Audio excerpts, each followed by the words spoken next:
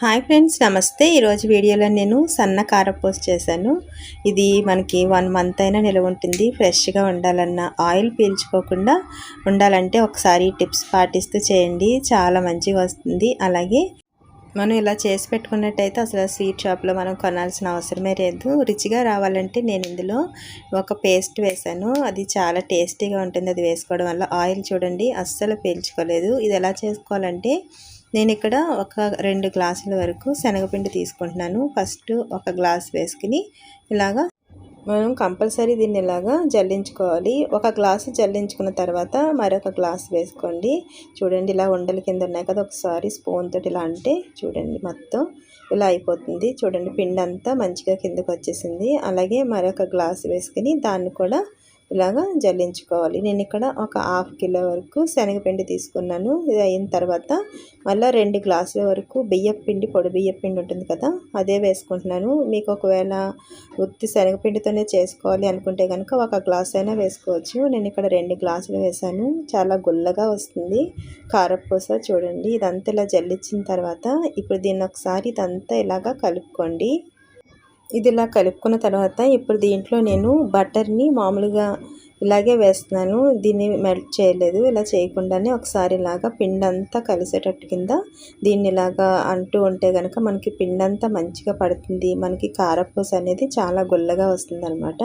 చూసారా, ఇదంతా ఇలా కలిపిన తర్వాత సరిపడినంత సాల్ట్, అలాగే ఒక 1/2 టీ స్పూన్ వరకు పసుపు వేసుకున్నాను. వేసుకుని మళ్ళీ ఇదంతా కలిసేటట్టు కింద ఇలాగా కలుపుకోండి. మనం ముద్ద చుడితే ఎలా ఉంటుందో అలా ఉండాలి ఈ పిండి. చూడండి ఇలాగ అయిన తర్వాత ఇప్పుడు దీన్ని మనము ఒకసారి పక్కన పెట్టుకుందాం. ఇలా పక్కన పెట్టుకున్న తర్వాత ఒక చిన్న మిక్సీ జార్ ఉంటుంది కదా, అది తీసుకుని ఒక 2 స్పూన్ల వరకు వాము వేసుకున్నాను. అలాగే ఒక 3 ఇంచుల వరకు అల్లం, అలాగే ఒక 15 వరకు పచ్చిమిర్చి వేసుకుంటున్నాను. మీ కారానికి తగినట్టు కింద వేసుకోండి. ఇది కొంచెం స్పైసీగా చాలా బాగుంటుంది. మనం ఇందులో కారం వేసుకోము. సరిపడినన్ని వాటర్ వేసుకుని ఇలాగ మెత్తగా పేస్ట్ పట్టుకోవాలి. ఇలా అయిన తర్వాత ఇందులో కావాలంటే కొంచెం వాటర్ వేసుకోండి. వేసుకున్న తర్వాత మనం ఇలాగ ఫిల్టర్ పెట్టుకుని ఇలాగ ఫిల్టర్ చేసుకోండి. ఎందుకంటే మనం సన్న కారపూస వేసేటప్పుడు దిగదు పిండి.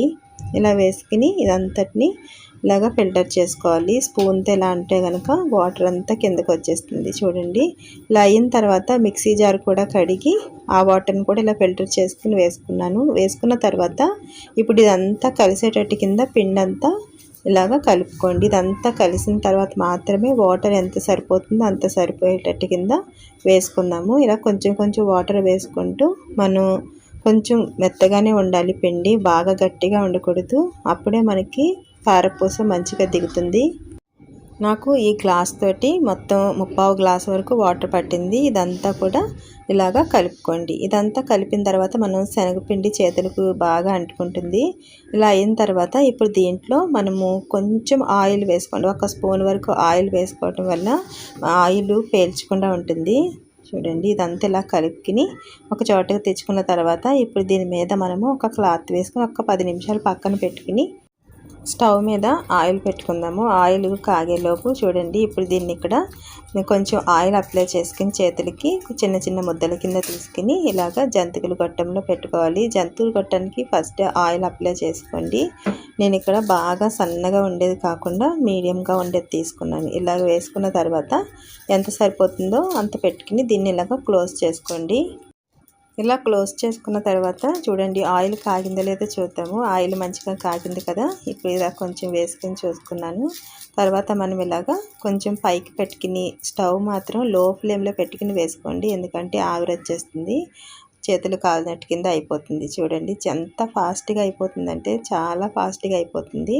ఒకసారి మీరు కూడా ట్రై చేయండి. మీకు ఎలా వచ్చిందో నా కామెంట్ బాక్స్లో కామెంట్ చేయండి. అలాగే ఇలా స్నాక్స్ రెసిపీస్ మన ఛానల్లో చాలా చేశాను ఫ్రెండ్స్, ఒకసారి ట్రై చూడండి.